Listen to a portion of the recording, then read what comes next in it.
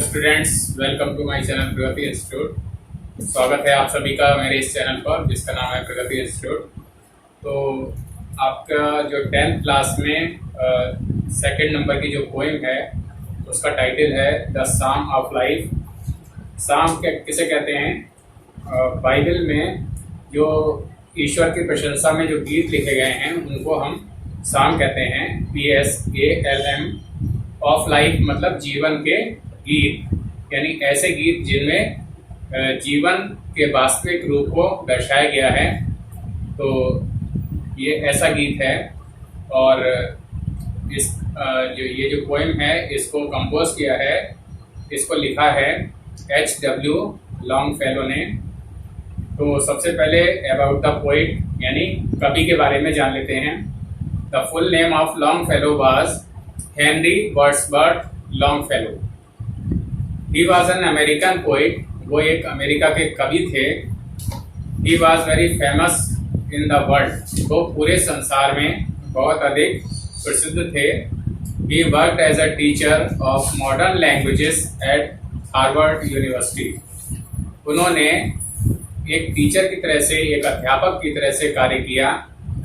कहाँ पर? Harvard university में आधुनिक भाषाओं के अध्यापक के रूप में उन्होंने कार्य किया।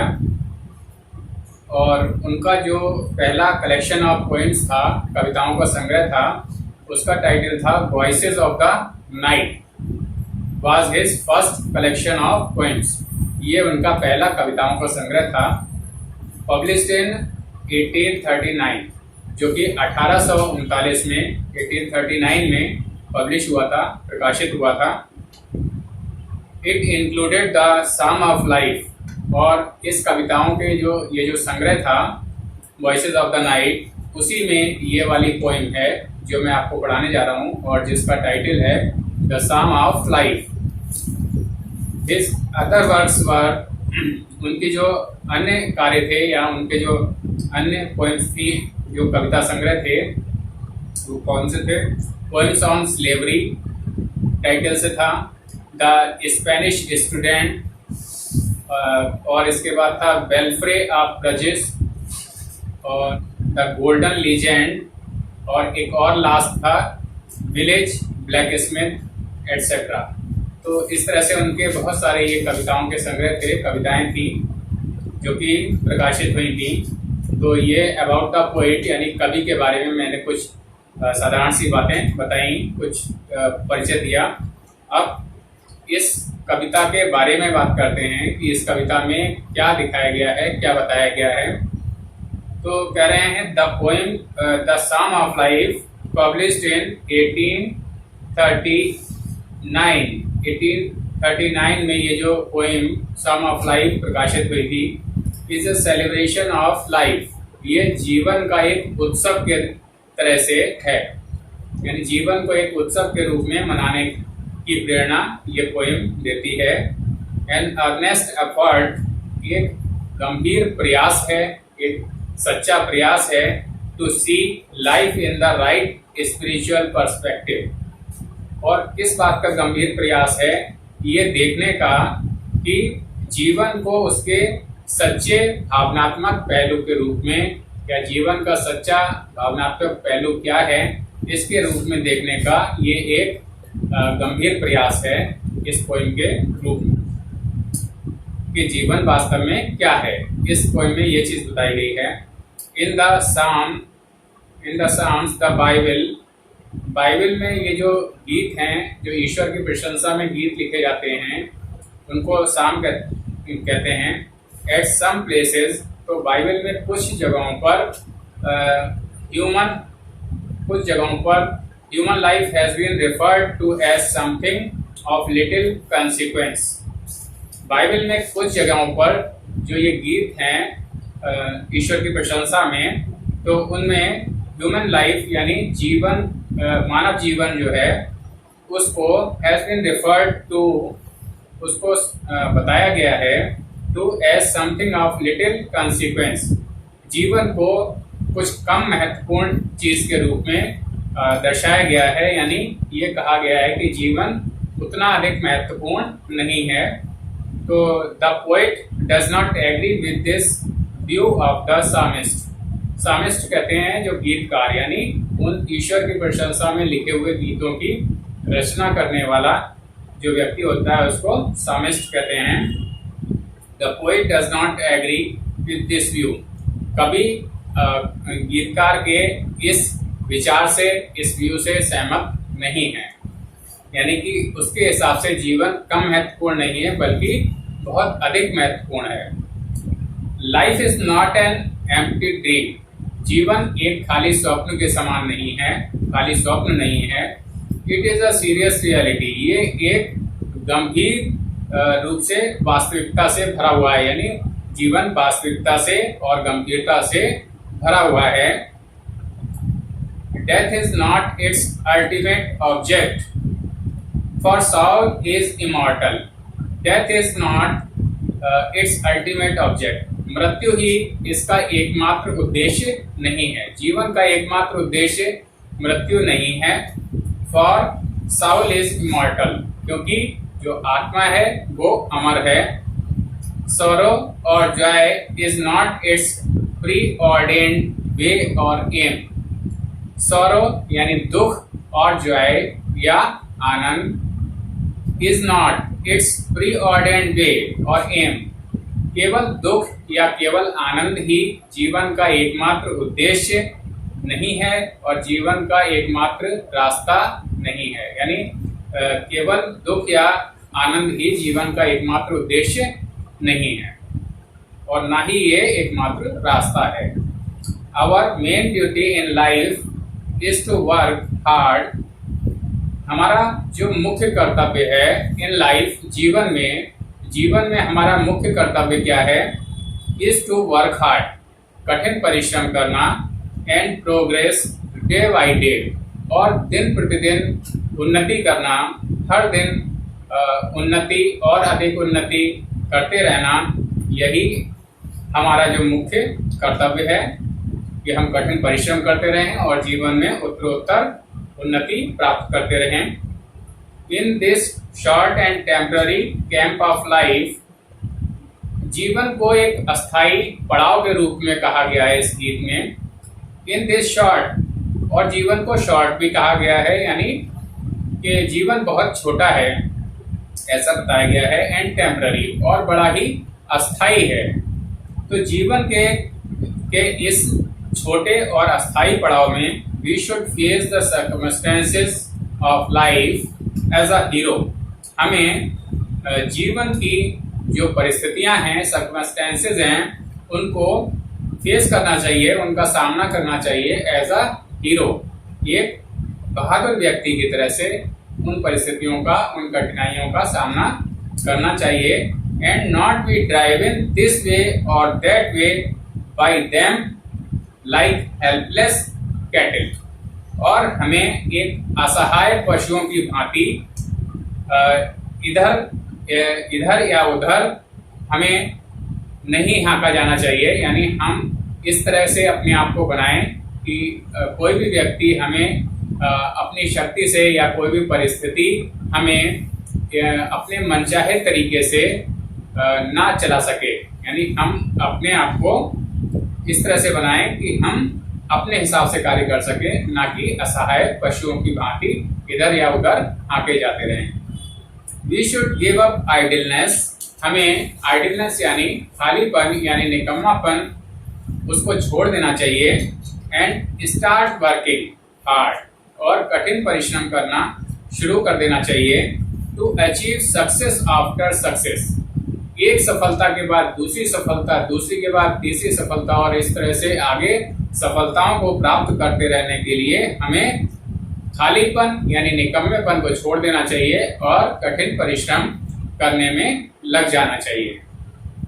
We should learn to labour hard, हमें लेबर हार्ड यानी कठिन परिश्रम करना सीखना चाहिए। And wait for the result, और उस परिश्रम के परिणाम का इंतजार करना भी हमें सीखना चाहिए। तो स्टूडेंट्स, इस तरह से हम लोग देखते हैं कि ये जो पोइम है साम ऑफ लाइफ, इसमें जीवन के बारे में बताया गया है, यानी हमें अपने जीवन को किस तरह से ढालना चाहिए जिससे हम एक आदर्श और जिम्मेदार व्यक्ति के रूप में अपना जीवन निर्वाह कर सकें, जीवन अपना जी सकें। तो अब जो आपकी पोएम शुरू हो रही है उसमें ये 4 स्टैंजाज हैं और फर्स्ट स्टैंजा से मैं शुरू करता हूँ। तो लाइफ इज रियल, कवि का कहना है, पोइट कहते हैं लाइफ इज रियल यानी जीवन वास्तविकता से भरा हुआ है, जीवन वास्तविक है, वास्तविकता से परिपूर्ण है। लाइफ इज अर्नेस्ट और जीवन गंभीरता से भी परिपूर्ण है। गंभीरता या अर्नेस्ट का मीन्स सच्चा या सच्चाई से भी भरपूर है। जीवन गंभीरता और सच्चाई से भरपूर है। And the grave is not its goal, और केवल ग्रेव कहते हैं कब्र, और कब्र ही इसका एकमात्र उद्देश्य नहीं है। और ऐसा इसलिए कहा गया है क्योंकि जैसा कि लोग सोचते हैं कि अरे हमें तो मरना ही है, जीवन का उद्देश्य तो केवल मृत्यु ही है, तो हम अपने जीवन में क्यों इतनी मेहनत करें, क्यों इतने बड़े बड़े कार्य करें। तो ऐसा नहीं है। कवि कहते हैं कि जीवन का उद्देश्य केवल मृत्यु नहीं है, बल्कि जब तक आप जिए तब तक आपको जीवन को अच्छे और सही अर्थों में जीना है। Dust thou art to dust returnest is not spoken of the soul. कवि इन लाइनों में बताते हैं डस्ट दाउ आर्ट यानी आप, यानी व्यक्ति के लिए कह रहे हैं कवि कि तुम मिट्टी से बने हुए हो, यानी ये जो मानव शरीर है वो मिट्टी से बना हुआ है। टू डस्ट रिटर्नेस्ट, रिटर्नेस्ट यानी वापसी में, यानी मृत्यु के बाद ये जो शरीर है वो फिर से मिट्टी बन जाएगा। Is not spoken of the Saul, और ऐसा केवल आत्मा के लिए नहीं कहा गया है क्योंकि आत्मा तो अमर है। और ये जो चीज कही गई है कि मिट्टी से तुम बने हुए हो और मिट्टी में ही मिल जाओगे, तो ये चीज, ये बात शरीर के लिए कही गई है क्योंकि शरीर ही मिट्टी से बनता है और शरीर ही मिट्टी में मिल जाता है। आत्मा तो अमर है, तो ये जो बात है वो आत्मा के विषय में नहीं कही गई है। तो स्टूडेंट्स, ये आपका फर्स्ट स्टैंजा कंप्लीट हुआ और अब हम लोग आते हैं स्टैंजा नंबर 2 की तरफ, जो कि है नॉट एंजॉयमेंट। एंजॉयमेंट कहते हैं आनंद मनाना, खुशियां मनाना। एंड नॉट सॉरो, और ना सिर्फ दुख। इज अवर डेस्टिन्ड एंड और वे। कवि कहते हैं इन लाइनों में कि ना तो सिर्फ आनंद, एंड नॉट सॉरो, और ना सिर्फ दुख। इज अवर डेस्टिन्ड एंड, हमारा केवल डेस्टिन्ड एंड मतलब हम जहाँ जाना चाहते हैं, या हमारे जीवन में केवल ना तो सिर्फ आनंद होता है और ना ही केवल दुख होता है, और ना ही ये जीवन का मार्ग है, जीवन का रास्ता है। बट टू एक्ट, बल्कि हमें इस तरह से कार्य करना है दैट ईच टुमारो, कि प्रत्येक आने वाला कल फाइंड्स अस फार्दर देन टुडे, प्रत्येक आने वाला कल हमें पाए, फार्दर यानी और आगे और उन्नति प्राप्त किया हुआ देखे आने वाला कल, देन टुडे, आज की तुलना में। तो इन लाइनों का मतलब ये है, एक बार फिर से इस स्टैंजा को मैं बता देता हूँ कि जीवन का एकमात्र उद्देश्य ना तो सिर्फ आनंद मनाना है और ना ही केवल दुख है जीवन में, ऐसा सोचना चाहिए, बल्कि ये जीवन, और ना ही ऐसा जीवन का मार्ग है, जीवन का रास्ता भी ऐसा नहीं है कि जिसमें केवल आनंद हो या केवल दुख ही हो। बट टू एक्ट, लेकिन इस तरह से हमको कार्य करना है, अपने जीवन को इस तरह से बनाना है कि प्रत्येक आने वाला कल हमें आज की तुलना में अधिक उन्नतिशील रूप से पा सके। हम आज की तुलना में हर आने वाले कल में उन्नति और अधिक उन्नति प्राप्त करते रहें और अपने जीवन को आगे बढ़ाते रहें। तो स्टूडेंट्स, ये स्टैंजा नंबर 2 था और अब हम लोग आते हैं स्टैंजा नंबर 3 की तरफ। तो in the world's broad field of battle, संसार को युद्ध का मैदान कहा गया है। इस स्टैंजा में कवि संसार को युद्ध के मैदान के रूप में संबोधित करते हैं। इन द विवॉक ऑफ लाइफ, और बिवॉक कहते हैं सैनिकों का अस्थायी पड़ाव, यानी ऐसी जगह जहां पर सैनिक लोग अस्थायी रूप से रहते हैं, कुछ समय के लिए रहते हैं। तो इस तरह से इस जीवन को, इस संसार को बताया गया है। In the world's broad field of battle, संसार के विस्तृत युद्ध के क्षेत्र में और जीवन के अस्थायी पड़ाव के रूप में, जीवन के अस्थायी पड़ाव की तरह से, be not like dumb driven cattle. कवि कहते हैं, व्यक्ति से कहते हैं कि तुम इस तरह से मत बनो, बी नॉट लाइक डम। डम कहते हैं गूंगे व्यक्ति के लिए, जो बोल ना सके, ऐसे व्यक्ति के लिए। ड्राइवन कैटल, ड्राइवन माने चलाया जाना और कैटल पशु। जिस तरह से पशुओं को शक्ति के द्वारा हाँका जाता है, उनको अपने हिसाब से व्यक्ति चलाता है, तो इस तरह से तुम मत बनो।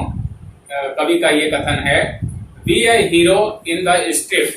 स्ट्रिफ कहते हैं संघर्ष, यानी विपत्ति के समय, संघर्ष के समय में बी ए हीरो, एक बहादुर व्यक्ति की तरह से तुम बनो।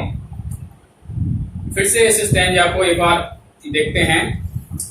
संसार को युद्ध के क्षेत्र के रूप में इसमें बताया गया है इस स्टैंजा में, और व्यक्ति को एक वीर व्यक्ति के रूप में, बहादुर व्यक्ति के रूप में संबोधित किया गया है। कहते हैं in the world's broad field of battle, युद्ध का मैदान जो कि बहुत अधिक विस्तृत होता है, तो संसार को भी उसी विस्तृत मैदान की तरह से बताया गया है। और इस विस्तृत युद्ध के क्षेत्र में, अर्थात संसार में, और इन द विवॉक ऑफ लाइफ, और जीवन का ये जो अस्थायी पड़ाव है, अस्थायी पड़ाव इसलिए कहा गया है क्योंकि जीवन बहुत ही क्षणभंगुर होता है, बहुत ही शॉर्ट टाइम के लिए होता है, पता नहीं कब इसका अंत हो जाए। तो इन द विवॉक ऑफ लाइफ यानी जीवन के अस्थायी पड़ाव, इसलिए इसको कहा गया है। और इस अस्थायी पड़ाव में, अर्थात इस संसार में, कवि कहते हैं कि तुम एक गूंगे, जिस तरह से पशु बोल नहीं सकते हैं, अपनी भावनाओं को व्यक्त नहीं कर सकते हैं, तो इस तरह के पशुओं के समान मत बनो। और be a hero in the strife, और कठिनाई के समय में, संघर्ष के समय में एक हीरो, एक बहादुर व्यक्ति के रूप में तुम बनो और कठिनाइयों का सफलतापूर्वक सामना करो। तो स्टूडेंट्स, ये स्टैंजा नंबर 3 कंप्लीट हो गया। और अब जो इसका पोएम का लास्ट स्टैंजा है उसको हम लोग पढ़ते हैं। कवि पोएम के अंत में कहते हैं let us then be up and doing. अब कवि इन पंक्तियों में, इन लाइनों में ये बताते हैं कि हमको क्या करना चाहिए, यानी जीवन को किस तरह से अच्छा बनाना चाहिए। तो कवि कहते हैं लेट अस, यानी let us then, then means तब, लेट अस यानी हम सबको क्या करना चाहिए, be up and doing. Be up मतलब उठना चाहिए, एंड डूइंग और अपने कार्य में लग जाना चाहिए, यानी बहुत ही सक्रिय रूप से अपने कार्य में लग जाना चाहिए और ऐसे कार्यों के रूप में लग जाना चाहिए जिनसे हमारा जीवन उत्तरोत्तर अच्छाई की तरफ अग्रसर हो सके, अच्छाई की तरफ बढ़ सके। With a heart for any fate, और विद अ हार्ट मतलब हम जो भी कार्य करें पूरा मन से करें, पूरा दिल लगाकर करें, फॉर एनी फेट, और किसी भी परिस्थिति का सामना करने के लिए तैयार रहें। जीवन में कितनी भी विषम परिस्थिति आए, कितनी भी मुश्किल परिस्थिति आए, उसका सामना करने के लिए तैयार रहें। स्टिल अचीविंग, और इस तरह से पूरा मन लगाकर कार्य करते हुए हम लोगों को स्टिल अचीविंग, हमेशा अपनी उपलब्धियों को हासिल करते रहना चाहिए। नई नई अचीवमेंट्स, नई नई उपलब्धियों को प्राप्त करते रहना चाहिए। स्टिल परस्यूइंग, परस्यूइंग कहते हैं पीछा करना या अनुसरण करना। अनुसरण किस चीज का करना है, अपने गोल का, जीवन में जो हमारा उद्देश्य है उसका हमें लगातार अनुसरण करते रहना चाहिए। उसको प्राप्त करने के लिए लगातार प्रयत्नशील रहना चाहिए और इस तरह से उपलब्धियां हासिल करते रहना चाहिए। और learn to labour and to wait, कभी लास्ट पंक्ति में, लास्ट लाइन में इस पोएम की कहते हैं कि हमें लर्न टू लेबर यानी कठिन परिश्रम करना सीखना चाहिए। एंड टू वेट, उस कार्य का जो परिणाम होने वाला है, जो रिजल्ट निकलने वाला है, उस रिजल्ट या परिणाम की हमें प्रतीक्षा करना भी सीखना चाहिए। तो स्टूडेंट्स, ये जो पोएम थी psalm of life by H.W. Longfellow, ये पोएम अब कंप्लीट हो गई है। और अब मैं इसके जो मीनिंग्स हैं उनको ओरली बता देता हूँ, फिर बोर्ड पर लिख के दिखा देता हूँ। तो मीनिंग्स हैं रियल यानी वास्तविक, अर्नेस्ट महत्वपूर्ण, ग्रेव कब्र को कहते हैं, गोल लक्ष्य या अंतिम मंजिल, जो हमारे जीवन का लक्ष्य है, उद्देश्य है या अंतिम मंजिल है, उसको गोल कहते हैं। और डस्ट, DUST, डस्ट मीन्स मिट्टी, और रिटर्नेस्ट यानी वापस जाना, वापस लौटना। इसके बाद है एंजॉयमेंट यानी आनंद, सौरो दुख, डेस्टिन्ड यानी भाग्य से प्रेरित, या डेस्टिन्ड का एक मीन और होता है कि जहां हम जाना चाहते हो, जिस चीज को हम प्राप्त करना चाहते हो, तो उसको भी डेस्टिन्ड कहते हैं। एंड यानी अंत, वे मार्ग को कहते हैं, रास्ते को, फॉर्डर और आगे या और उन्नति प्राप्त करना, यहाँ पर इसका मीनिंग ये आया है। इसके बाद है बैटल, बैटल कहते हैं युद्ध के लिए, और विवॉक सैनिकों के अस्थायी पड़ाव या कैंप को कहते हैं। यहाँ पर जीवन को अस्थायी पड़ाव के रूप में बताया गया है, क्योंकि जीवन बहुत ही क्षणभंगुर होता है, बहुत जल्दी नष्ट होने वाला होता है। डम यानी मूक, यानी जो ना बोल सके, बोलने में असमर्थ हो, ऐसे व्यक्ति को डम कहते हैं, गूंगा व्यक्ति कहते हैं। कैटल पशु के लिए आया है। ड्राइवन यानी हाँके जाना या अपने हिसाब से चलाना। हीरो वीर या नायक बहादुर व्यक्ति के लिए है। स्टिफ संघर्ष के लिए है। अप मीन्स है उठना, यहाँ पर है कि अपने कार्य में लग जाने के लिए। एंड डूइंग काम करने को, तैयार हो जाना, काम करना, उसके लिए आया है। फेट यानी भाग्य। अचीविंग प्राप्त करना। परस्यूइंग अनुसरण करना या पीछा करना। टू लेबर परिश्रम करना। और टू वेट यानी प्रतीक्षा करना या इंतजार करना। तो स्टूडेंट्स, ये डिफिकल्ट वर्ड्स थे इस पोइम सम ऑफ लाइफ के। और अब इन डिफिकल्ट वर्ड्स को मैं बोर्ड पर लिख देता हूँ। वेल स्टूडेंट्स, तो ये द सम ऑफ लाइफ जो पोइम मैंने अभी आपको पढ़ाई थी, तो उसके डिफिकल्ट वर्ड्स हैं जो मैं आपको ओरल बता चुका हूँ और अभी मैंने लिख के दिखा दिए हैं। तो रियल वास्तविक, इसका मीनिंग है अर्नेस्ट यानी गंभीर या महत्वपूर्ण या सच्चा। ग्रेव मीन्स है कब्र। गोल लक्ष्य या उद्देश्य, इसका मीनिंग है डस्ट मिट्टी को कहते हैं। और रिटर्नेस्ट यानी वापस हो जाना। एंजॉयमेंट आनंद या खुशी। सौरो दुख के लिए है। डेस्टिन्ड यानी भाग्य से प्रेरित या वो स्थान जहां हम जाना चाहते हैं या वो स्थिति जिसे हम पाना चाहते हैं, तो डेस्टिन्ड हो गया। एंड यानी अंत। वे यानी मार्ग या रास्ते के लिए कहते हैं। फार्दर यानी और आगे जाना या जीवन में और अधिक उन्नति प्राप्त करना, तो फार्दर का मीन्स ये हो गया। बैटल यानी युद्ध के लिए आता है। विवॉक है सैनिकों का पड़ाव या अस्थायी रूप से जो कैंप बना लेते हैं सैनिक लोग, उसको विवॉक कहते हैं। और यहाँ पर ये संसार के लिए आया है। और डम्ब गूंगा व्यक्ति के लिए है या जो व्यक्ति नहीं बोल सकता है उसको डम्ब कहते हैं। तो कैटल पशु के लिए है। ड्राइव इन यानी हाँके जाना या चलाया जाना।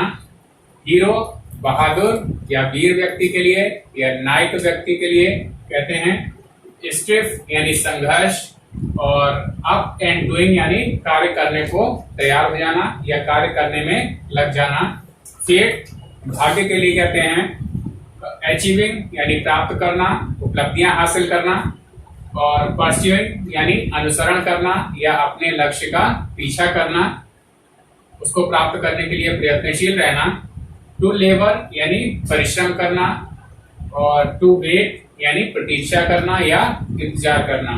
तो स्टूडेंट्स ये डिफिकल्ट वर्ड्स थे आपकी इस पोएम के, और अब आप लोग इस वीडियो को शुरू से आखिर तक देख लें और उसको बार बार चलाकर देख लें, जिससे आपको इस पोएम का जो मीनिंग है, जो इसका भाव है, वो आपको अच्छे से समझ में आ सके, और आप इसके जो कॉम्प्रिहेंशन पैसेजेस आएंगे आगे जो मैं करवाऊंगा, तो उनको आप अच्छे से कर सकें, अच्छे से समझ सकें।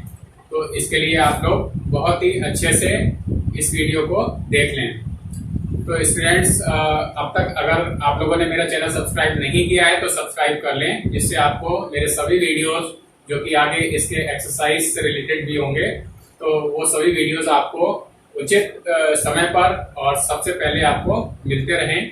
और इन वीडियोस को आप लोग शेयर करना ना भूलें अपने फ्रेंड्स और क्लासमेट्स से। और अगर इस पोएम में आपको कुछ समझ में नहीं आता है तो आप नीचे कमेंट बॉक्स में लिखकर या इंस्टाग्राम पे फॉलो करके भी आप जो है अपनी प्रॉब्लम्स को उनका सोल्यूशन पा सकते हैं, उन कठिनाइयों को दूर कर सकते हैं। तो अपनी इस वीडियो को मैं यहीं पर एंड करता हूँ। Thank you.